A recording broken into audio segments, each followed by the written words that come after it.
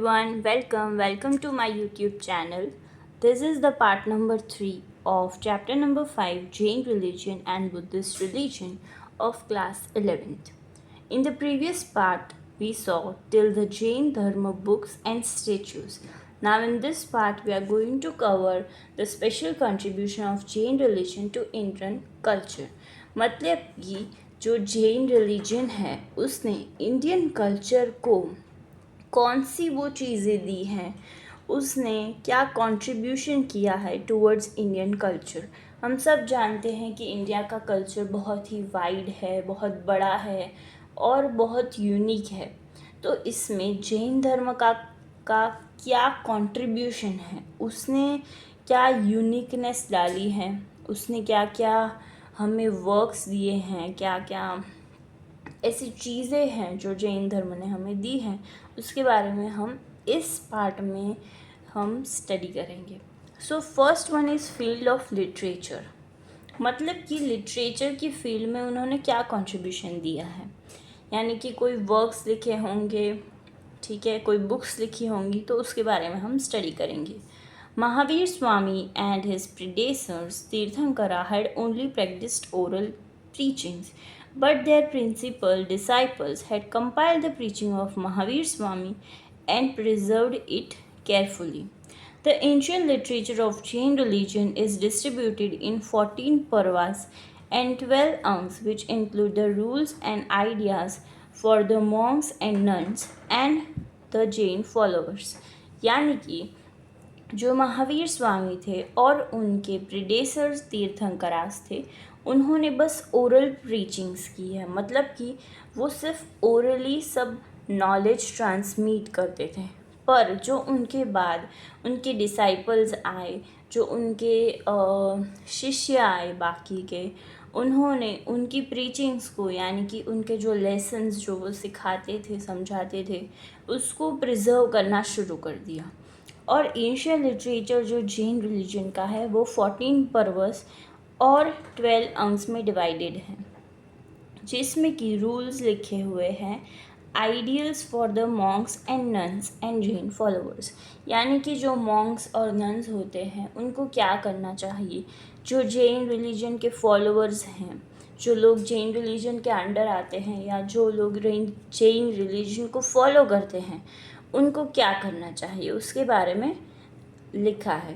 अंग्स and दशवेतालिक सूत्र are written in the प्राकृत और Ardhamagadhi language. ये जो अंग्स और दशवेतालिक सूत्र है उनको किस लैंग्वेज में लिखा है, तो बोलते हैं प्राकृत और Ardhamagadhi language. In Jesus' 7th and 8th century, they had begun to write the criticism of these books as well as other Jain darshan scriptures. यानी कि जो जीसस का 7th and 8th सेंचुरी है उसमें उन्होंने क्रिटिसिज्म ऑफ दिस बुक्स के बारे में लिखना शुरू कर दिया था, और इसके अलावा बाकी जो जैन दर्शन्स थे उसके स्क्रिप्चर्स के बारे में भी लिखना शुरू कर दिया था।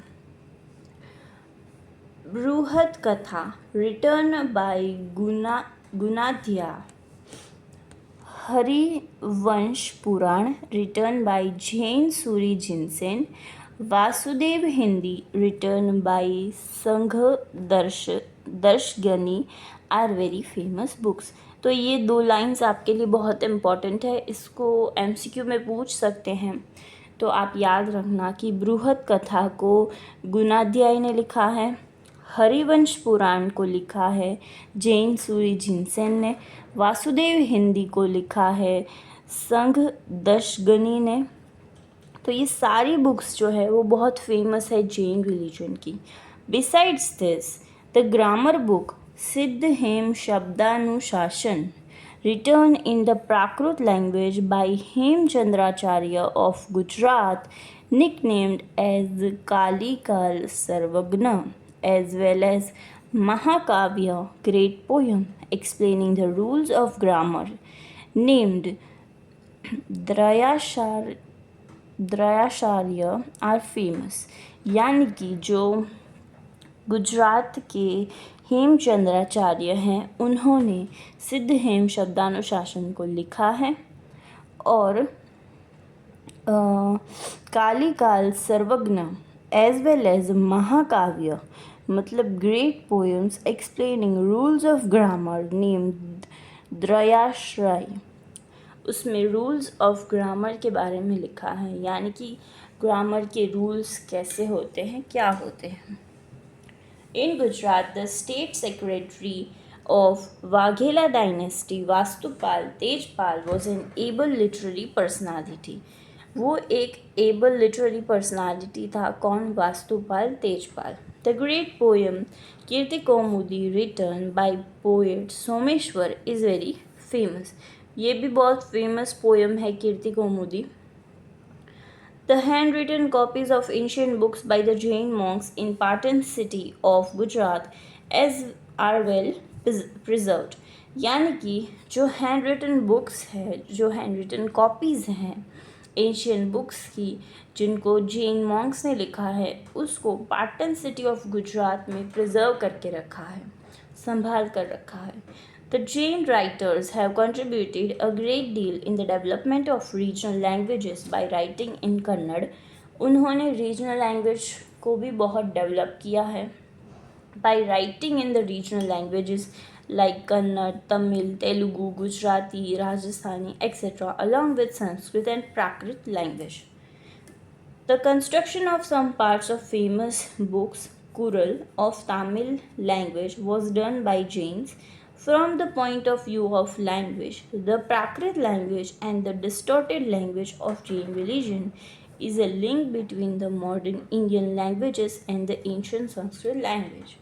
वो मॉडर्न इंडियन लैंग्वेज और संस्कृत लैंग्वेज के बीच में एक लिंक की तरह काम करता है। Now let's move on to the next page. Next is social field. The Jain ideology has contributed a great deal to Indian society and culture. Jain ideology है, उसने इंडियन कल्चर और इंडियन सोसाइटी में बहुत ज़्यादा कंट्रीब्यूशन दिया है। The asceticism of Jain monks, strict control and renounced life as well as the execution of non-violence in a special way give immense inspiration to live a moral and honest life. यानी कि जो Jain religion है उसका aestheticism यानी कि living a simple life giving a pleasures. Jain लोग बोलते हैं कि हमें अपना जीवन सादगी से बिताना चाहिए। वो लोग जो फुटवेयर्स होते हैं वो भी नहीं पहनते। वो लोग जल्दी खाना खा लेते हैं, अनियन नहीं खाते, गार्लिक नहीं खाते, ठीक है। तो बहुत ही वो लोग सिंपल लाइफ जीते हैं अपनी। तो ऐसा ही बोला है कि हमें सिंपल लाइफ जीनी चाहिए, जो सारे सुख चैन है वो त्याग देने चाहिए और स्ट्रिक्ट कंट्रोल होना चाहिए, रिनंस्ड लाइफ होनी चाहिए, as well as execution of non violence यानी कि नॉन वायलेंस होना चाहिए। और इस तरह उन्होंने हमें इंस्पिरेशन दी है कि हम एक मोरल और ऑनेस्ट लाइफ जिए। According to Gandhi's opinion, the greatest preacher of the element of non-violence was Mahavir Swami. Mahavir Swami जो थे वो ग्रेटेस्ट प्रीचर थे नॉन वायलेंस के। The principle of non violence was the mission of Mahatma Gandhi. Non violence जो है उस वो मिशन किसका था? महात्मा गांधी का। ऐसा आपको पूछ सकते हैं। Jain religion emphasis on the execution of non-violence towards all animals in mind, words and deeds. यानी कि हमें नॉन वायलेंस करना चाहिए but according to mind, words and deeds. अब नॉन वायलेंस का मतलब ये नहीं है कि हम सिर्फ अपना काम ऐसा करें या हम किसी के साथ मारपीट ना करें, किसी को मारे नहीं, इसको नॉन वायलेंस नहीं बोलते। नॉन वायलेंस मतलब किसी को कुछ बुरा बोल के उसके मन में दुख पैदा करना, किसी को हर्ट करना, वो हुआ बाय वर्ड्स। बाय माइंड मतलब किसी के बारे में बुरा सोचना, एंड बाय डीड्स मतलब कि किसी के लिए बुरा करना। तो हमें इनमें से कुछ भी नहीं करना चाहिए। अगर हम इनमें से कुछ भी नहीं करेंगे तब हम कहलाएंगे कि हमने नॉन वायलेंस किया है। Jain religion raised the status of everyone without the discrimination of caste, gender, language, region as well as female male distinctions. सबका उन्होंने स्टेटस रेज किया है। Mahavir Swami became the social reformer by giving privilege to women for taking दीक्षा। उन्होंने दीक्षा लेने के लिए girls को motivate किया और इस तरह वो एक सोशल रिफॉर्मर बन गए, living a life of none and choosing the path of welfare and moksha. Now field of art, मतलब आर्ट की फील्ड में उन्होंने क्या कॉन्ट्रीब्यूशन दिया है। The statues of Tirthankara in Jain shrines, shrines का मतलब होता है एक होली प्लेस या ideals, manifest the sculpture and the art of sculpture of ancient and the middle ages. जो स्टेच्यूज़ है तीर्थंकरास के, वो मैनिफेस्ट करते हैं कि जो स्कल्पचर और आर्ट ऑफ स्कल्पचर है एंशियंट और मिडिल एजेस का, वो दिखाता है कि एंशियंट एज में और मिडिल एज में कैसा आर्ट होता था। The temples of Parshvanath, Shantinath, Adinath are situated at Khajuraho in the central India. Khajuraho में उनके टेम्पल्स हैं। Among many of those statues of Hindu god and goddesses, there is a combination of Hindu and Jain notions. Hindu और Jain notions का एक एक combination देखने में आता है यहाँ पे इन स्टेच्यूज़ में। Innumerable statues of Jain Tirthankaras, Adinath, Neminath, Parshvanath and Mahavir Swami, their emblems, Yaksho, Yakshini, Vahako, sculptures of dancers and artifacts on the wall of temples, ceilings, pillars and entrance are the excellent masterpiece of the art of sculpture. ये सारी चीज़ें देखने में आती हैं और ये एक एक्सीलेंट मास्टरपीस है आर्ट ऑफ स्कल्पचर का। यक्षों का मतलब होता है super natural male spirit in the Indian mythology. Indian mythology के अकॉर्डिंग जो एक सुपर नेचुरल मेल होता है उसको हम यक्षो कहते हैं, और उसका ऑपोजिट जो फीमेल होती हैं उसको हम यक्षिनी कहते हैं। ये सारे जो वर्ड्स हैं उसके मीनिंग्स मैं इसलिए समझा रही हूँ क्योंकि अगर आपको एग्ज़ाम्स में शायद यक्षो, यक्षिनी ये सब याद ना आए तो इन सिंपल वर्ड्स आप लिख सकते हो, इसलिए मैं आपको मीनिंग्स भी बता रही हूँ। और मीनिंग्स जानना इसलिए भी इम्पॉर्टेंट है क्योंकि आपको डीप नॉलेज में मिलेगी, आपको एक कंप्लीट अंडरस्टैंडिंग मिलेगी इस टॉपिक के बारे में। The tall and majestic statue of Gautameshwar Bahubali on the Chandragiri mountain of Mysore in the south is an excellent example of Jain sculpture. जो गौतमेश्वर यानी कि बाहुबली है उनका चंद्रगिरी माउंटेन के ऊपर मैसूर में, जो कि साउथ में है, साउथ इंडिया में, वहाँ पर एक स्टैचू है जो कि बहुत मैजेस्टिक है और वो जैन स्कल्पचर दिखाता है कि वो जैन स्कल्पचर कितना एक्सीलेंट था, कितना ब्यूटिफुली जो स्टैचू है वो बनाया गया है।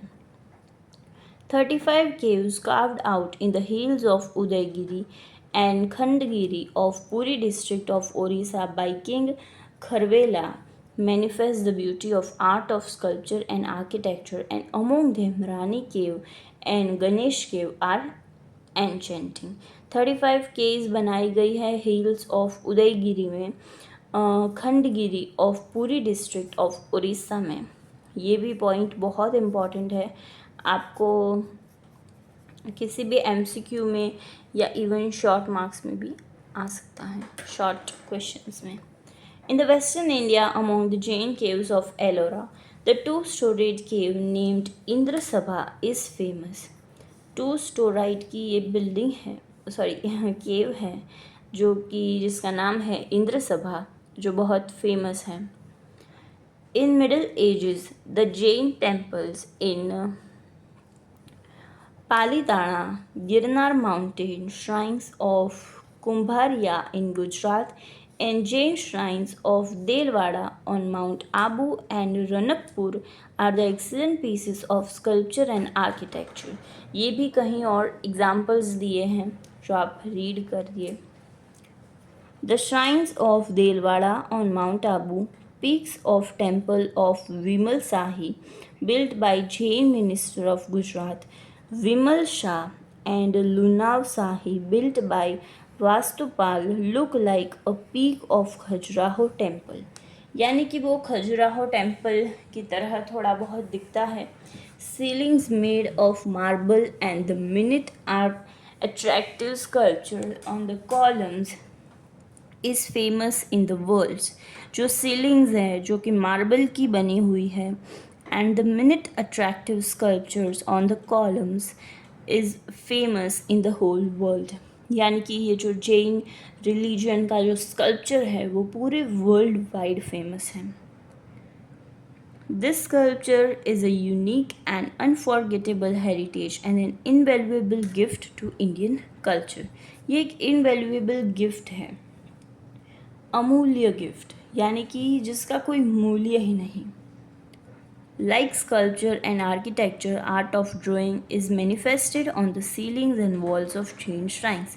इसके अलावा आर्ट ऑफ ड्राइंग्स वो भी दिखाया गया है सीलिंग्स के ऊपर, वॉल्स के ऊपर, पैलेस, रेसिडेंसेस, क्लोथ्स के ऊपर that are used for religious rituals, in the margins of the handwritten books, in colorful pictures, and in Valario Velbut. It expresses the richness of minor art of painting preceding the time of Indian Middle Ages. ये दिखाता है कि Jain religion में drawings भी बहुत की जाती थी. सीलिंग्स के ऊपर, वॉल्स के ऊपर, रेसिडेंसेस के ऊपर हर जगह पेंटिंग्स दिखने को आती हैं जो कि रिलीजियस रिचुअल्स के लिए यूज़ की जाती थी. तो आप लिख सकते हो कि उन्होंने लिटरेचर में कंट्रीब्यूशन किया है, सोशल फील्ड में कंट्रीब्यूशन किया है और फील्ड ऑफ आर्ट में. और आर्ट के अंदर आपको लिखना है स्कल्पचर और ड्राइंग, दोनों चीज़ें. Okay, now Buddhist religion. Now that we have seen the Jain religion whole and completely, it's the turn for the Buddhist religion. Buddhist religion is also one of the major and important religions of India and across the whole world too.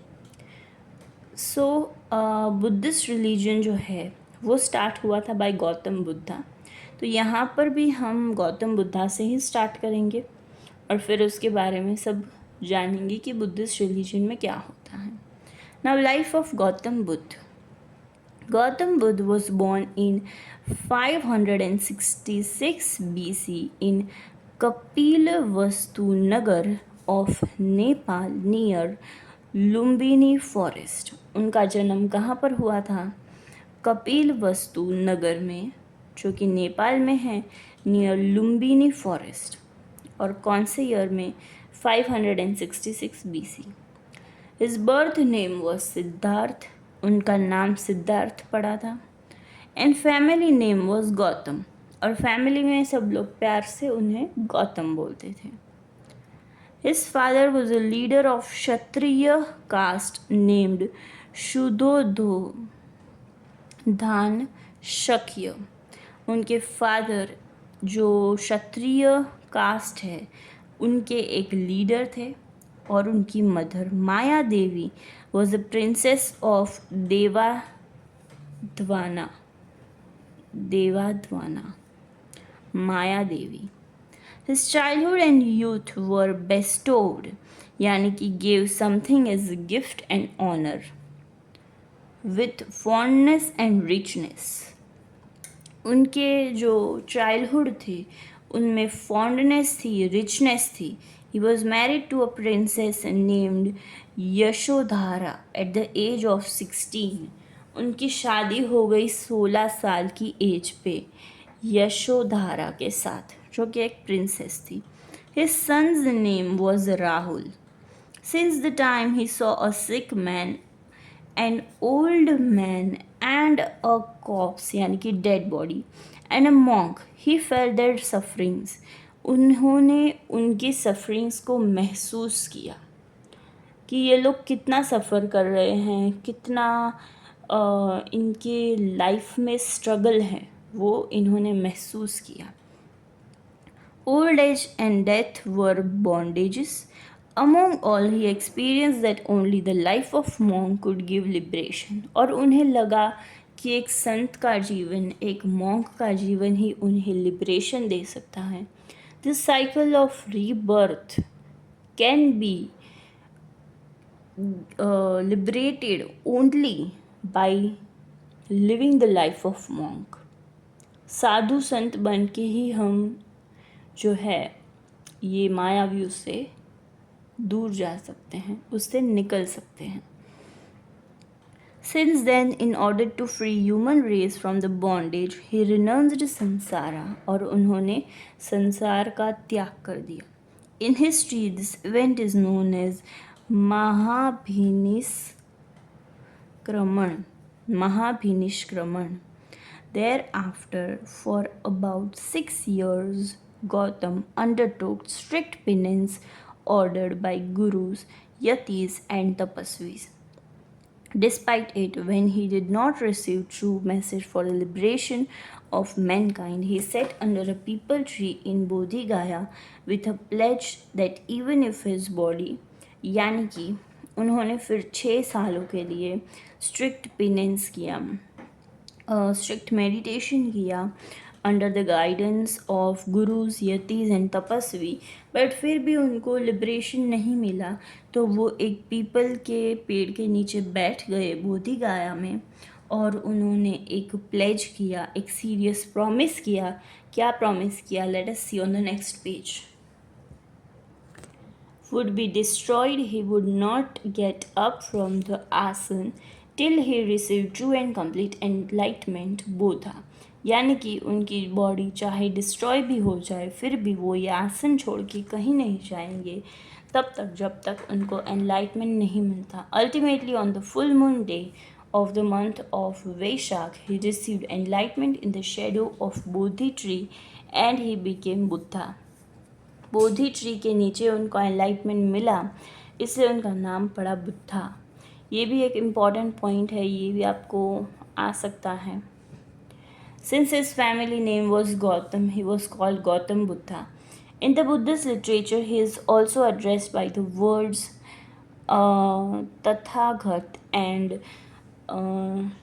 शास्ता. इनका दूसरा नाम ये भी है गौतम बुद्ध का, जो कि Buddhist लोग उन्हें बुलाते हैं इन देयर लिटरेचर.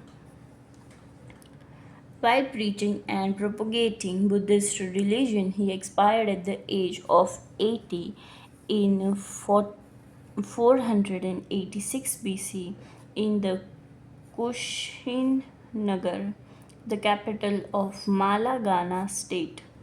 फिर उनकी डेथ हो गई 80 years में बुद्धिस्ट रिलीजन को प्रीच करते करते. अब धम्मा यानी कि धर्म.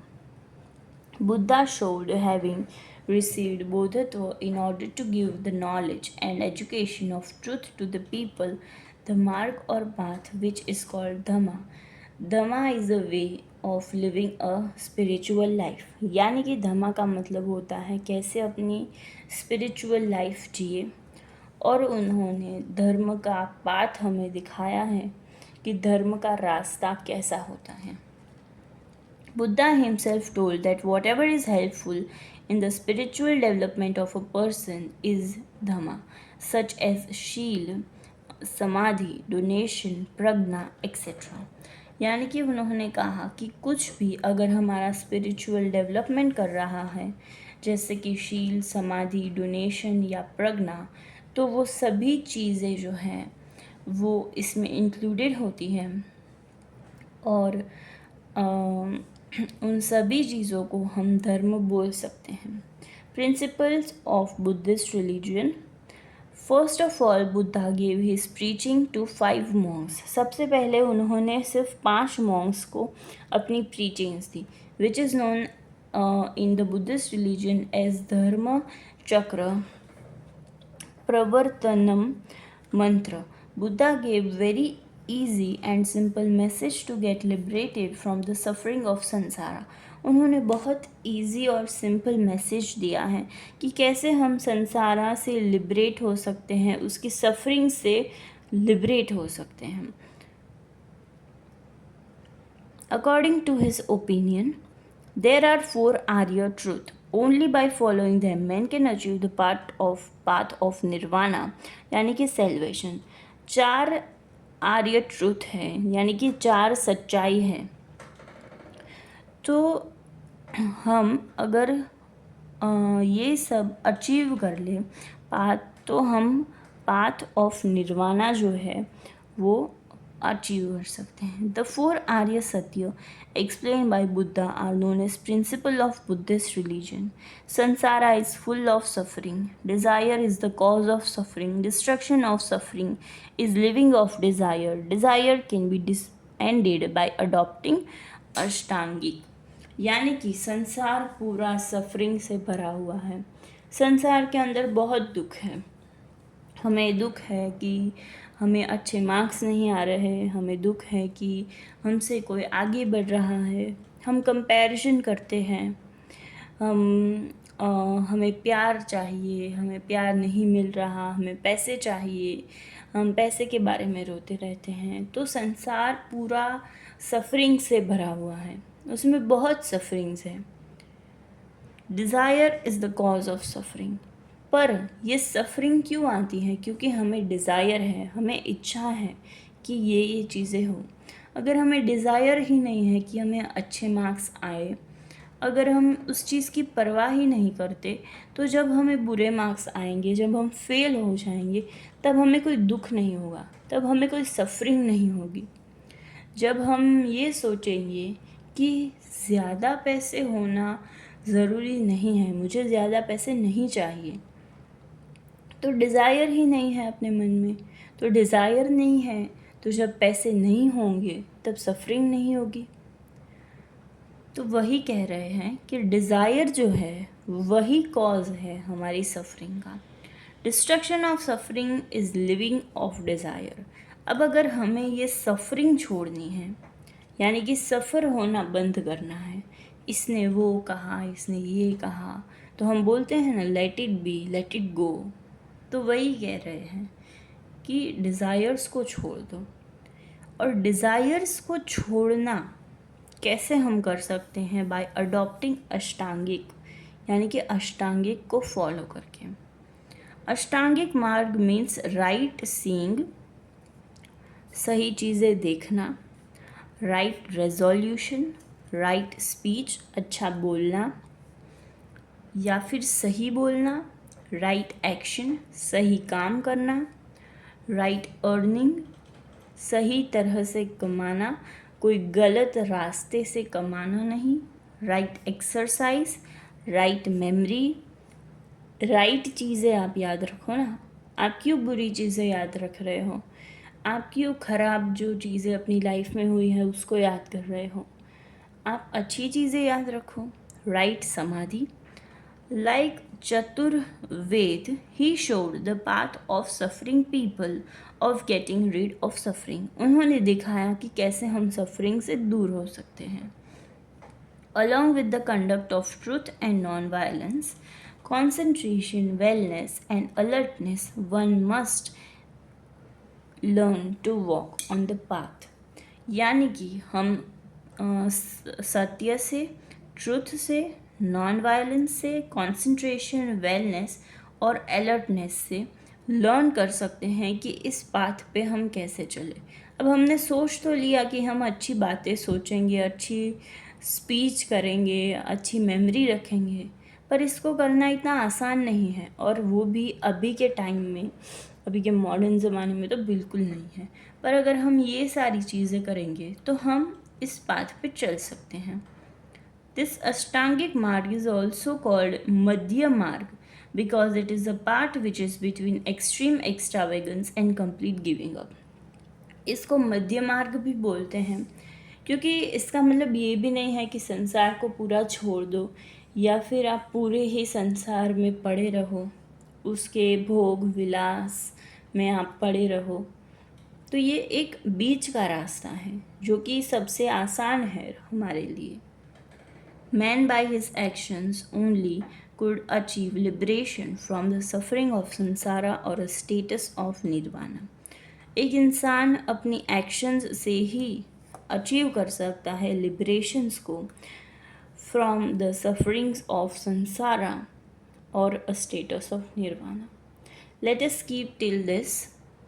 In the next part, we will see the Bodha Sangh, and I hope that you all like this video. If you like this video, please like, share and subscribe to my channel for more such videos. And I hope कि आप लोगों को जैन धर्म and Buddhist धर्म समझ में आया होगा. आज का ये वीडियो आपके लिए हेल्पफुल रहा होगा. Thank you.